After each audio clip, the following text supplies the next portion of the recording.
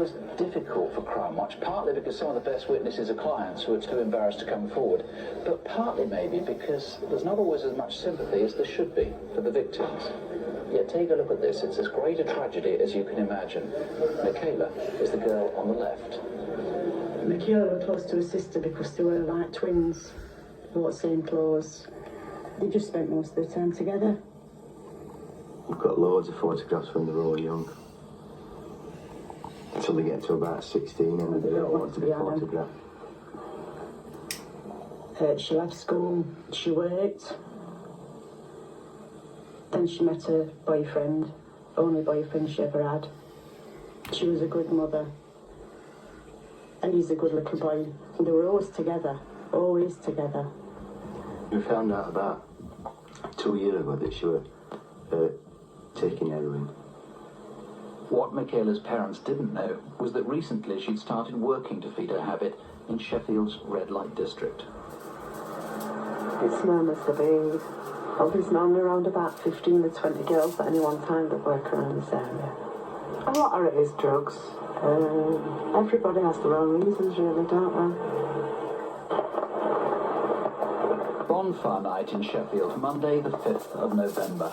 Around 7 p.m, instead of going to a firework party, a man was cruising the beat, drawing attention to himself.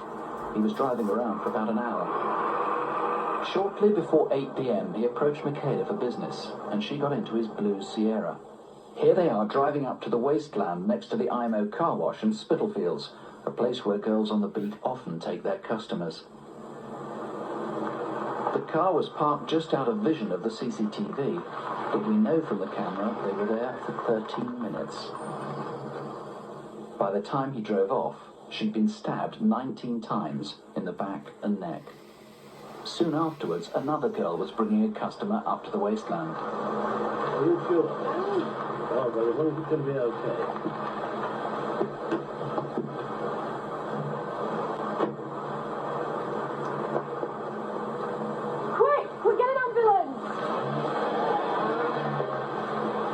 Michaela, stay with me. But the punter didn't call an ambulance, and Michaela lay bleeding until another customer came up, and he did ring for the police. Come back.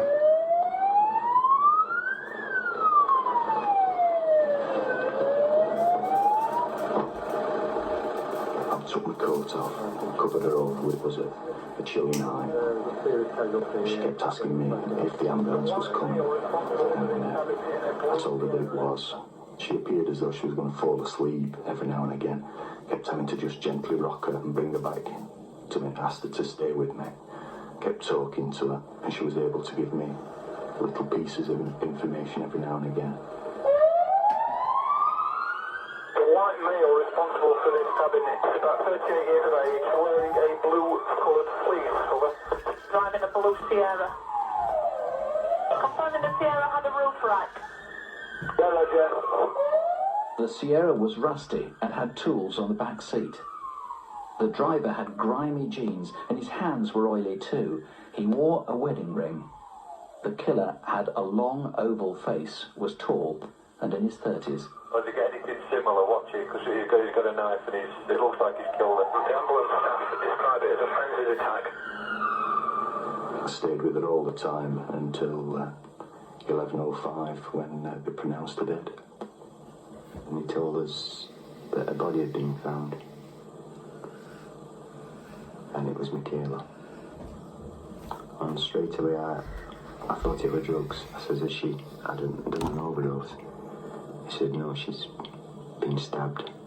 And it's just absolutely tore us all apart, the whole family.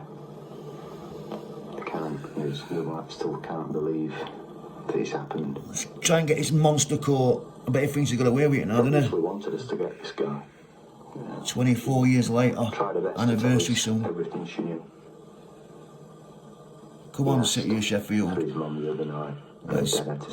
Let's try. There, she's a star in the sky. And that's what he thinks. He thinks she's a star in the sky.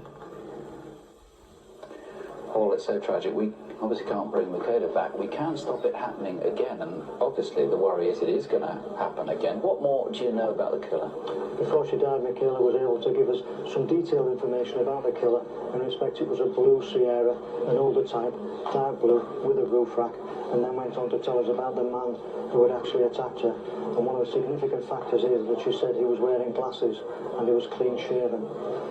So he was glasses. Did she tell anything about his accent? Is he a local man?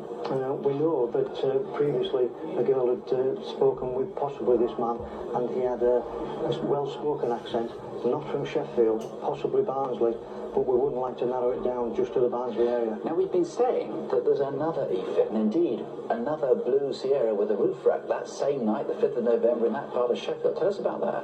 On a number of occasions over the last 12 months, a man has been seen in the area driving a similar dark blue Sierra with a roof rack.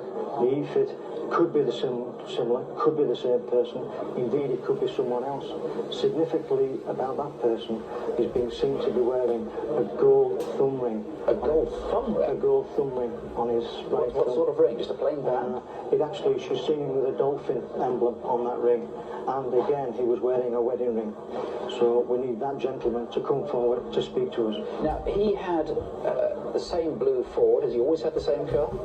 No, previously, about 12 months ago, we do know that that man used to drive a grey or a blue Astra car with a roof rack, but it had a canoe on the... A canoe? A canoe on the That roof. is rather unusual. So someone out there must know that person, and they need to contact us. Now, you say these could be two different people. They could. I must say, when I look at those two video fits, they look very, very similar to me. So if this other chap is innocent, he really ought to ring up straight away and say, look, nothing to do with me. Absolutely. Looking through the eyes of a wife or a sister or a mother, they know this person. They need to come forward and contact us. There's so many things here to link together. Now, look, just one other thing before we go. The chap who didn't call the police, he was wearing something very distinctive on his head. I couldn't work out what it was. The man who actually came up to the scene was driving a red or a dark purple coloured burgundy car. We know about the vehicle. There was 3 brake lights in the back window in a triangular shape, so there was a brake light in the top. What was he wearing on his head? He was actually wearing what was described as an old-fashioned nightcap, like a bed cap, blue and white striped woolen cap. So again, someone must know this gentleman, and he needs to come forward and speak to us. Okay, if you know who that is, give us a call. And incidentally, if it's you, it's, I'm sure, much better to ring in tonight on your own terms and see how discreet you can keep this rather than have lots of other people bring in about you. 0500 600 600. And the murder of street prostitutes is always difficult for CrimeWatch, partly because some of the best